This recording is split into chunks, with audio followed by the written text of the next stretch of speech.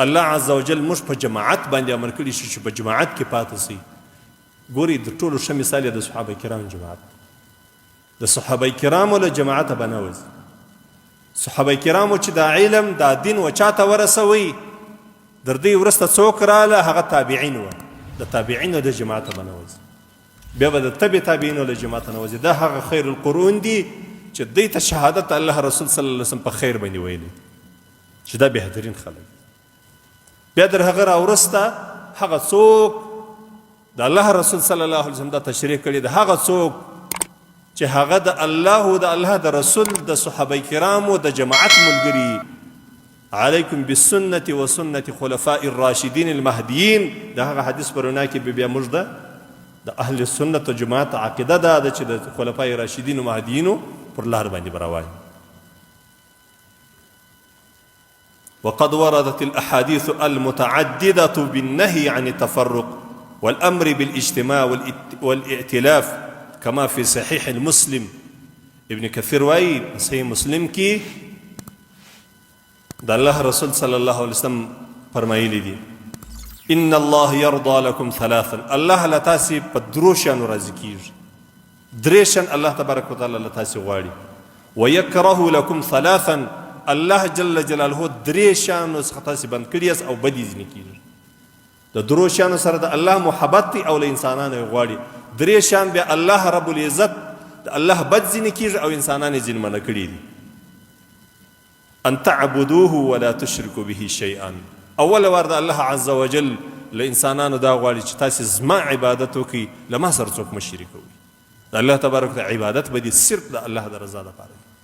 تلاوت به دي د الله لپاره، خیرات به دي د الله لپاره، حج به دي د الله لپاره، عمره به دي د الله لپاره، صدقه به دي د الله لپاره. دې کې به دي هیڅوک بل مد نظر نه. دویم وان تعتصموا بحبل الله جميعا ولا تفرقوا. ان تعبدوه ولا تشركوا به شيئا وان تعتصموا بحبل الله جميعا ولا تفرقوا. الله جل جلاله په دروشانو باندې راضي کړه. الله عبادت وکي دا الله سره څوک شریک وي ما او دا الله پر هغه رسي باندې چې قران دی پر هغه باندې منګولي ټینګ کی. دا قرآن د ځان لپاره قانون او دستور بولي او الله عز وجل د دروشانو ثبت کیږي. د قیل او قال سره الله جل جلاله بد کیږي. الله نه خوشي. سوال جواب سوال جواب سوالونه دي جوابونه دي کوي. ويكره لكم قيل وقال وكثرة السؤال وإذاعة المال. د دغه دروشانو سره د ډیر سوال او د مال د ضایع کولو سره الله عز وجل مؤمنان منع کړي دي او د الله تبارک وتعالى د شان خوشیږي. نظم ورونو د الله رسول صلی الله علیه وسلم مشتق خپل احادیث کې دا دعوت کوي چې تاسو د جماعت سره ملری کیږي. حدیثو کې پر دې باندې صراحت سوی دي چې تاسو د هغه جماعت سره د خپل اکابرونو د خپل مشرانو د اسمل لري کیږي. په سورۃ آل عمران کې د 103 نمبر آیات په تفسیر کې ابن کثیر رحمت الله تعالی علیه فرمایلی دي وقد ضمنت لهم العصمة عند اتفاق من الخطا. د الله رسول صلی الله علیه وسلم د امت ضمانت دی ورکی چې کتا سي چیرې په اتفاق باندې واسطه سي بل خطا څخه خلاص یاست. ځکه د رسول الله صلی الله علیه وسلم امت پر گمراهی باندې نه جمع کیږي.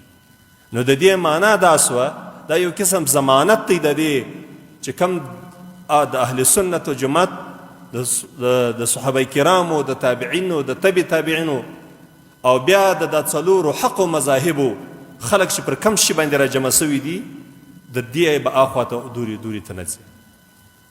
اوس دا خبره مرسته درته کوم چې بعض اختلافات په مذاهبو کې سته. هغه اصولي اختلاف نه دی، هغه فروعي اختلاف دی. هغه د علماو هغه د امامانو خپل علمي ذوق دی چې د یوې مسلې څه د علم مطابق د فکر مطابق د عقل مطابق یوه مسله دی ځینه بل امام بله مسله ځینه یو امام به درته وایي چې امین په زوره وایه چې ولا الضالین وویل سو نو ته امین په زوره وایه امین بل امام به درته وایي چې یا څوکۍ ووایه یو به پر دې باندې د خپل علم او د خپلې پوهې مطابق یو استدلال کوي د هغه استدلال به صحیح بل به بیا له بله ځای استدلال کوي د هغه استدلال او دلیل به صحیح دا فروعي اختلاف دی دا په دې کې اختلاف نه دی چې لمونځ فرض دی که نه دی فرض نه د ټولو په دې اتفاق چې لمونځ فرض دا په دې کې اختلاف نه دی چې د ماپښین لمونځ 4 رکعاته دی که 6 رکعاته یا د ټولو اتفاق په دې کې دی چې 4 رکعاته دا په دې کې اختلاف نه دی چې ته قرآن وایه که مه وایه د ټولو اتفاق په دې کې دی چې ته قرآن ووایه خو یو به دا درته وایي چې ستا د امام قرت دا د مقتدي قرت بل به دا درته وایي چې نه د مقتدي باید جلا قرت ووایي نفس په لمانځه کې په اصولو کې اختلاف نشته په عقایدو کې اختلاف نشته د اهل سنت و جماعت دا 4 مذهب